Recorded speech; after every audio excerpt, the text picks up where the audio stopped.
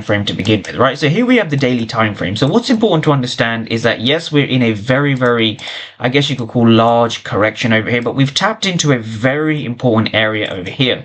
So why is this area important, and why do we need to be understanding this as traders? Well, let's dive into this particular area, right? This was a daily fair value gap. So this was a daily fair value gap. We can see the wick over here and the wick over here. So price over here has given us a fair value gap. Our point of interest is just a candle below. So when we go to regular kind of price action over here, what we can see is price is very carefully, very exactly tapped into this area. So we've come into a daily fair value gap. So what does this mean from a price action perspective, right? This is basically a demand area, and it's a daily demand area. So a daily demand area simply means price is likely to head higher.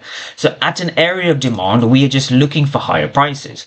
So now from here, when we go down to the 15-minute time frame, what we can see is Thursday has tapped into this particular price action over here. So Thursday has tapped into this daily demand area. This is important to understand.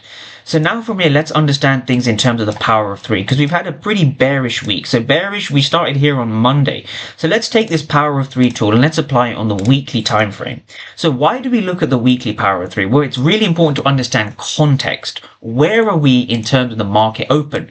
This is where the market opened on Monday. This is the weekly opening price. This is obviously the high of the week. We have expanded lower. So what's happened is we've tapped into a daily fair value gap, a daily demand area. We're below the weekly opening price. So this gives us indication to look for longs, right? When we're significantly below the daily opening price, or even in this case, the weekly opening price, this is what gives us indication to take longs, right? This is a massive confluence to taking longs.